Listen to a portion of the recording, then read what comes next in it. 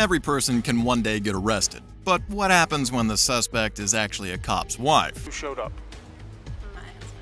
Here are 4 times when the suspect in handcuffs was a cop's wife or girlfriend. Strap in and get ready.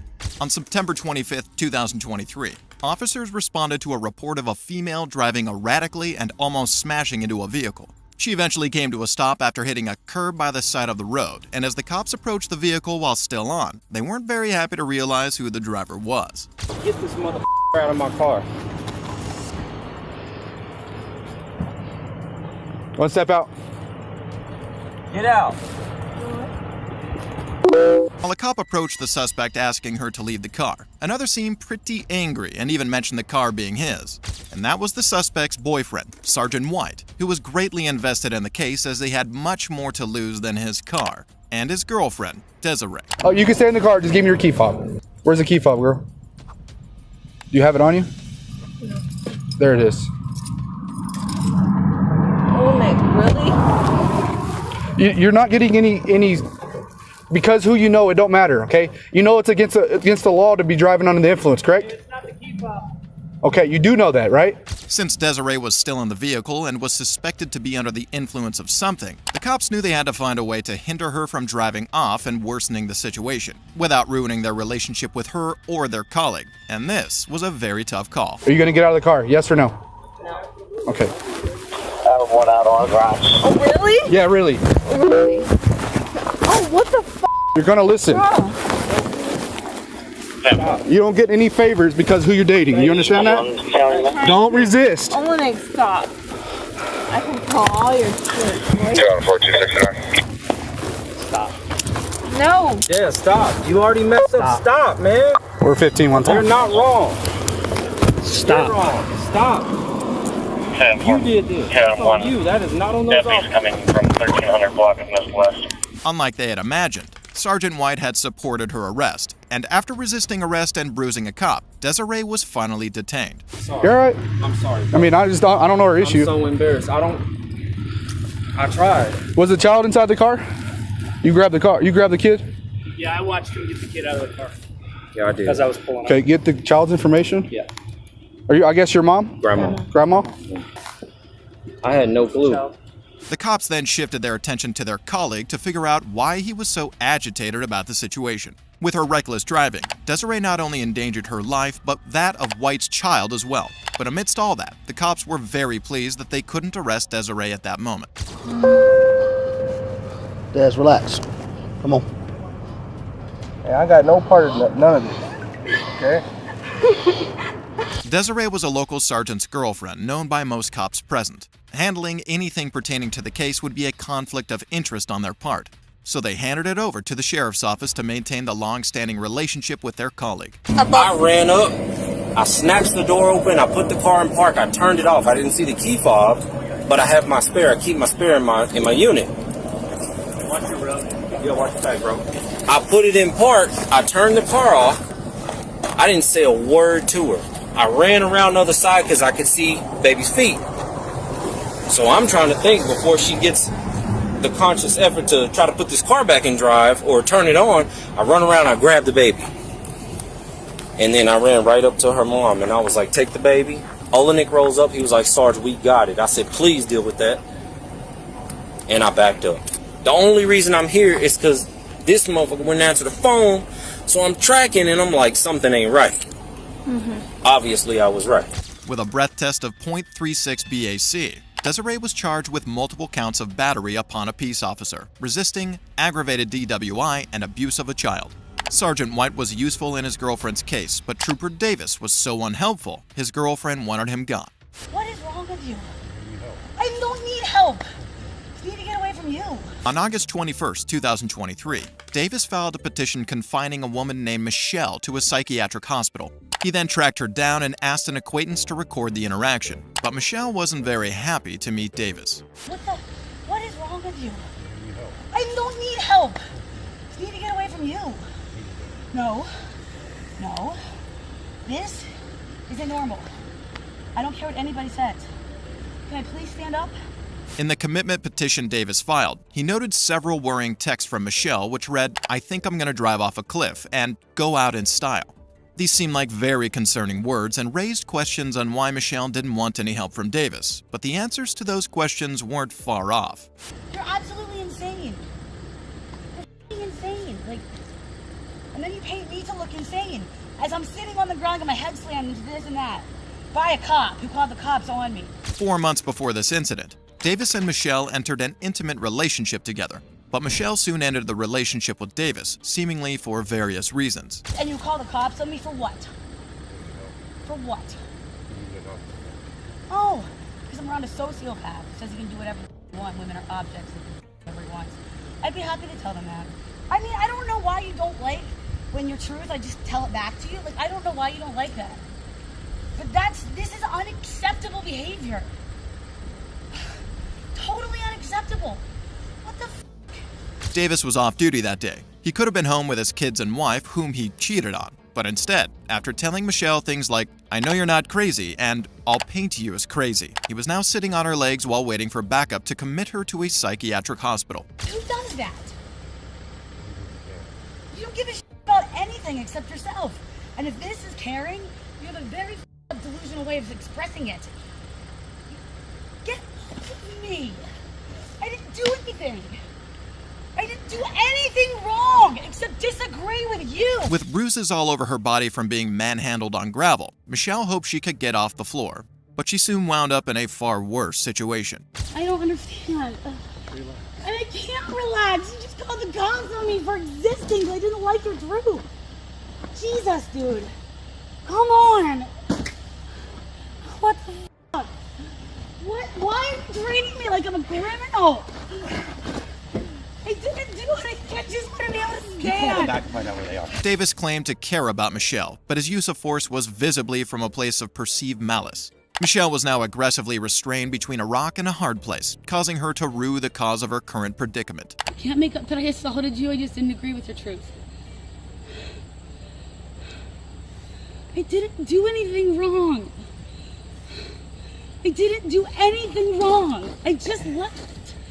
Like, I don't understand. Moments later, backup arrived and Michelle was committed to a psychiatric hospital, but was released 5 days later after displaying no suicidal thoughts. The texts she sent to Davis were only a metaphorical indicator of her feelings in the relationship, and Davis was remanded to jail without bail with a litany of charges including strangulation, unlawful restraint, and official oppression. Davis claimed to arrest his ex out of care, but the next cop didn't stay to own up to his actions. Who showed up? My husband. On November 12, 2017, a police officer was notified of a physical altercation involving 2 men. But upon getting to the scene, he only saw one of them, and that ended up a good thing for him. So, what happened? Someone ran down the hill. I was sitting here exercising and just came down and jumped me and started hitting me in the head. Do you know him? Yeah. Okay. The man had been exercising at the park when another man assaulted him. Luckily, a passerby was present to stop the fight from escalating. And even though the man didn't disclose what caused the fight, the cop had a pretty good idea. And from what I understand, this is his wife? Yeah.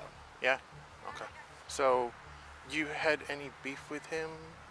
Any issues? I think it's been an ongoing issue, but nothing physical until now. Okay. You want to press charges? No? The man was at the park with a woman, and he got jumped by her husband. While the relationship between the man and the woman isn't clear, I'd say it's safe to assume that the woman's husband didn't like that they were together, and rightfully so.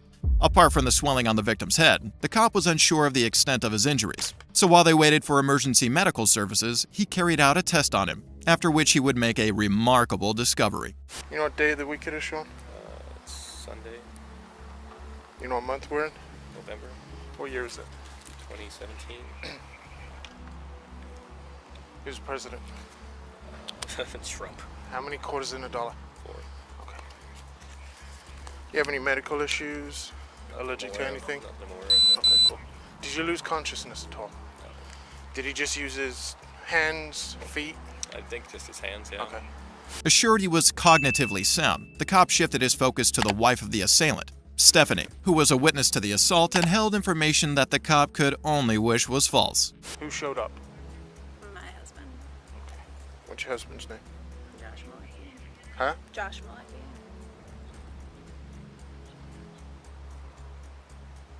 Josh is in APD, Josh.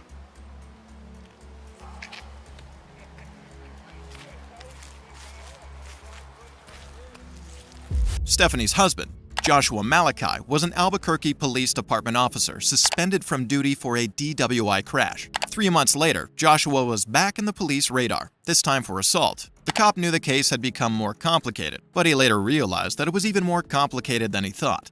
David 635 PD.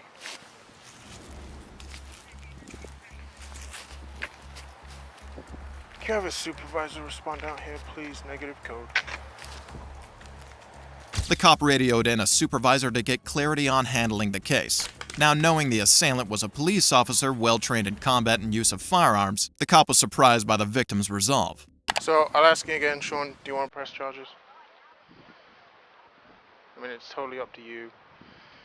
If you don't feel safe, if you feel like this is going to progress onto something, it's going to get written up anyway. And What does that mean? there's going to be a Just goes on report file. made, and it's going to go. I take it you know who her husband is. Yeah. So it's going to go up through the You know who department. he is too, right? Yeah. It's going to go up through the department, and it's going to go to internal affairs because he still is an employee. But if you don't feel safe, I mean, even after this, if something else happens, call us back. I'm going to give you a case and a CAD number, and you can reference it off of that. The man refused pressing charges against Joshua and instead expressed concern for Stephanie, who thought herself to be the cause of her husband's problems. That time when he did his whatever, he was coming to try to find me, I'm pretty sure. So Oh, the incident? Yeah. Okay, yeah. at least that's what she told me, because she called me frantic on the phone saying he just left drunk in a car and he's looking for you. I'm like, well, that's great. I wasn't living at the place I'm living now, somewhere else, but because we've been having an affair for months now, and he knows about it, and she just lies to him that it's not happening, and it's still happening. She won't leave him because she's scared. 3 months before this incident, Joshua and Stephanie had an argument about her affair with this man, and then, while drunk, Joshua drove straight for the man's house, which resulted in his police car crash. 6 months after this incident, Joshua resigned from the Albuquerque Police Department. Stephanie showed up to the park unwanted, a stark contrast to Nicole, who couldn't even get to her boyfriend. No, you're under arrest, ma'am. On September 24th, 2022, an officer initiated a traffic stop after the driver of the vehicle made an illegal left. But upon further investigation, the cop realized a traffic crime closely resembled life imprisonment for the driver. The reason why I'm stopping you is, one, your car's all messed up here. Yeah. You got no headlight, and it's pretty dangerous to be driving like this. And two, you just made an illegal left. You know what I'm talking? Yeah. Really? Yeah. Before making the illegal left, the cop had been following Nicole after he noticed her vehicle had sustained significant front-end damage. But as he spoke to her, he noticed her droopy eyelids and slurred speech, indicating probable impairment. You have anything to drink tonight? No, not at all. All right, you take anything? You seem a little out of it. No, not at all. Okay. While that seemed hard to believe, it wasn't enough to assume she was lying, because alcohol isn't the only substance capable of causing impairment. And as she brought her ID out, the cop uncovered new information about her alongside the cause of impairment. Oh, so you didn't have time to get your, Who's this? That's my boyfriend. Your boyfriend? Yeah. How long you guys been dating for? Like a couple months. A couple months? Yeah. All right, you can hold on to that. Along with her business card, Nicole handed the cop an ID of her boyfriend, who was a state trooper. The cop returned the ID, but it fell, and as she tried to pick it up, the cop wanted her as far away from the vehicle as possible. Sorry, I lost the card. What's up? I lost the card. Oh, where's the purse? Here, hop out for me. Hop out. Put your hands behind your back. Drop My bag. Yeah, you're being detained. You have a piece of... Don't move. Drop the cigarette. Drop it. Please, Drop the cigarette. please stop. Ma'am, Please, there's a thing of heroin right there. please, I'm Stop. gonna get exploded I'm- straight I'm now. telling you, Please stop don't moving. Don't ruin my life. I'm not ruining your life. My dad is Do not move. Do not move. She tried to absolve herself from the situation, even mentioning her dad, who was possibly a government personnel, but the cop was more concerned about what else she had on her.